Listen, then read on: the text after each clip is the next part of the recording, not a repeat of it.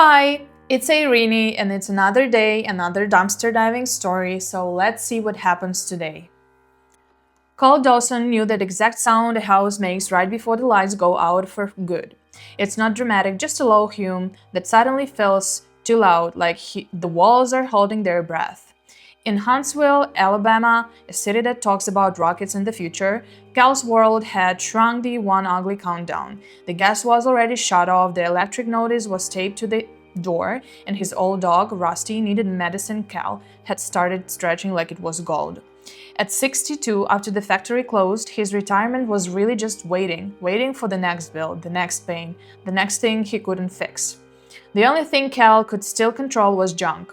He drove a beat-up pickup through the back roads and parking lots, hunting evased the way other men hunted deer, old TVs, busted microwaves, dead computers, anything with copper, anything with boards he could strip and sell. It wasn't pretty work, his hands always smelled like dust and not hot metal, and his knees hated him for crawling around dumpsters. But a couple $100 a month kept him and Rusty fed. It kept the lights on until it didn't. One warm afternoon, he pulled behind an old office center on the edge of town, the kind of place getting cleared out before demolition. The dumpster area looked like a time capsule, cracked plastic printers, tangled phone cords, faded boxes, marked files, and a dirty cardboard carton sitting off to the side like it had been kicked there as an afterthought. Cal figured it was more of the same. He lifted the carton and felt unexpected weight. Inside was a wooden box, rough, stained, ugly, with the keyboard screwed onto the top and a nest of wires and an old circuit board stuffed inside. It looked like a bad school project from the 90s, 70s. Cal set it on his tailgate and raised his hammer. One good hit, he thought, and I'll pull out the copper and be done. Then the sunlight hit the board just right, and he saw the tiny lettering stamped into the green surface. Not a brand name he recognized from junk, not Dell or HP, smaller, older. The words made his stomach go cold. Apple Computer 1, 1976. He stared so long his eyes watered. Cal wasn't a tech guy, but Huntsville had taught him enough to know when something didn't belong in a dumpster. He'd heard people talk about the first Apple computers like they were legends, built by hand, rare as a clean win in a hard life. The hammer lowered slowly, his heartbeat started doing that fast, tight thing it did when he used to watch Overtime get posted on the factory wall. If that stamp was real, this wasn't scrap, this was a miracle or a trap. He did what scared people do when hope shows up wearing the wrong clothes. He went looking for one simple answer. Cal drove to a small computer repair shop he'd passed 100 times, carried the wooden box inside like it might crumble, and asked the owner real quiet, "Can you tell me what it is?" The man's face changed. Just a flicker, like a mask slipping. He didn't touch the box right away. He asked Cal where he got it, asked it again when Cal hesitated and smiled like he was being friendly. Cal left the shop feeling watched, even though no one followed him. When he got home, Rusty wagged his tail, limping over on stiff legs, and Cal tried to smile back. Then he saw a white city truck parked down the street, idling too long. A minute later, there was a hard knock off his door, official, impatient. Cal opened it to find a code enforcement officer staring past him at the scattered e-waste in his yard like it was proof of something. "We've had a complaint," the officer said, "about an illegal dump site and about property taken from a municipal trash area." Cal's throat went dry because the only person he'd shown the wooden box to was the man at the repair shop, and the school project sitting under the Cal's workbench suddenly felt less like luck and more like the most expensive secret in Huntsville. Cal didn't argue with the code officer on his porch because he'd learned the hard way that arguing only gives people a reason to push harder.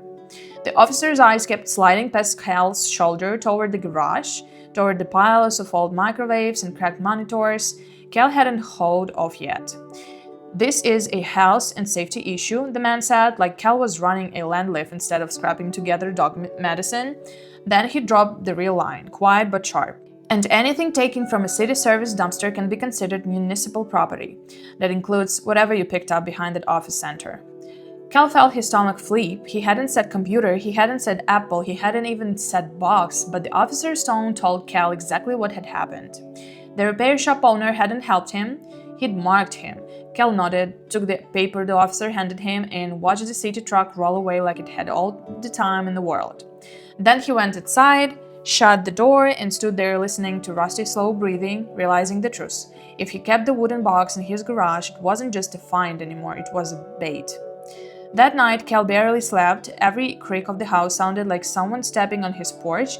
He kept seeing the stamp in his head, Apple Computer 1, 1976, like a neon sign screaming, "Take me." By sunrise, he made a decision that felt wrong and necessary at the same time. He didn't call a lawyer, he didn't call the police, he didn't call anybody official. Instead, he drove across town to one person he trusted who wasn't hungry for a payday, an older instructor at the local community college who Cal had helped years ago. Fixing her car when she was short on cash, she listened, eyes wide, and didn't ask for details she didn't need. She only said, "Don't keep that thing at home, not right now." With the box out of his garage, Cal went back to his yard and started cleaning like a man trying to erase himself. He stacked scrap neatly, loaded what he could into the truck, and made 2 trips to the recycler. He wasn't trying to look innocent, he was trying to look boring. By the second day, boring was impossible. People in town started talking the way they always did, soft voices at the gas station, a long look from a neighbor, a pause that lasted a little too long when Cal walked by. Even Rusty seemed to sense it, following Cal from room to room like he was guarding him. That afternoon, a plain white envelope appeared under Cal's windshield wiper while he was in a grocery store. No stamp, no return address, just his name written in block letters, like someone wanted it to feel official. Inside was a single sheet, notice of violation for illegal dumping, with the fine number big enough to make Cal's knees go weak. At the bottom, one extra sentence had been added in pen. "We can make this go away, bring back what you took." Cal sat in his truck, with the paper shaking in his head, heat pressing through the windshield. He could almost hear the repair shop owner's friendly voice. "Where'd you get it?" And he understood the game now. They didn't just want justice, they wanted leverage. If Cal panicked and handed over the box, they'd swallow it and he'd be left with fines and silence. If he fought openly, they'd bury him in violations until he lost his home. That night, the college instructor called him back, her voice tight with excitement and fear. "Cal," she said, "I showed it to a friend who knows old machines. He went pale. He said it's real, and he said if it's real, you are holding something people will go ugly things for." Cal looked down at Rusty curled on the rug, looked at the shut-off notice still taped to his door, and felt the world narrow to one hard choice. He wasn't a rich man, he wasn't even a lucky man, but for the first time in years he had something the system couldn't ignore. And tomorrow morning the code officer was coming back. The next morning, Cal didn't wait on his porch like a man getting sentenced. He was already awake, already moving, already done being scared in his own house. He fed Rusty, rubbed the old dog's ears until his tail thumped once, and then cleared the yard one last time, because he refused to hand anyone an excuse. When the code officer's truck finally rolled up, Cal stepped outside with empty hands and a tired, steady face. The officer glanced past him toward the garage, expecting to see the wooden box sitting there like a confession. Instead, he saw a neat stacks, a swept driveway, and nothing he could point at all and call illegal without looking ridiculous. The officer tried anyway. He waved the violation notice like it was holy paper and asked, too casually, "So, you still got what you pulled from the dumpster?" Cal held his gaze and said, "Calm as a man with nothing left to lose. I got scrap. I recycle it, same as always." The officer's jaw tightened. He wanted Cal nervous. He wanted Cal talking when Cal didn't give him either. The officer fell back on threats. "Fine, scored. We can make this painful," but his eyes kept darting like he was checking if someone was watching. That's when Cal understood the real weakness in their plan. It only worked in the dark. So Cal turned on the lights. That afternoon, the college instructor, Mrs. Hart, did something that didn't cost Cal a dime, but changed everything. She didn't call a lawyer, she didn't call the mayor, she called someone who loved history more than drama. A retired engineer in Huntsville who volunteered at a small tech museum exhibit. The man took one look, went silent, and then said the sentence Cal will remember forever. "This isn't junk, this is a piece of country story," and because people in Huntsville understand rockets and circuits and first versions, the story moved fast enough that it stopped being Cal versus a code officer and became Cal versus public shame. By the next day, the repair shop owner, who just wanted to help, wasn't smiling anymore. He showed up near Cal's driveway, pretending it was a coincidence, trying to talk like they were buddies, "Look," he said, voice low, "you don't want trouble. That thing can bring trouble. Let's be smart. I'll take it off your hands." And Cal cut him off with one sentence. "You already tried." The man's eyes flashed, then he remembered where he was. Small town, visible streets, people who talk. He backed away, and Cal watched him leave with the sick satisfaction of finally seeing a bully realize he'd misjudged his target.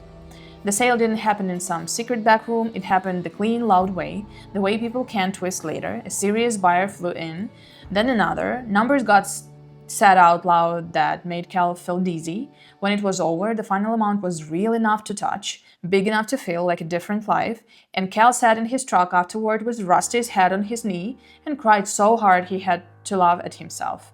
Not because he was suddenly rich, but because the panic finally stopped, the kind of panic that lives in your bones when the lights might go out and you don't know how you'll fix it. Cal didn't go buy a cruise, he didn't go chasing a fantasy, he did the thing that felt like oxygen. He turned the gas back on, he kept the electricity on, he paid what he owed, and made sure nobody could threaten him with the shut-off notice again.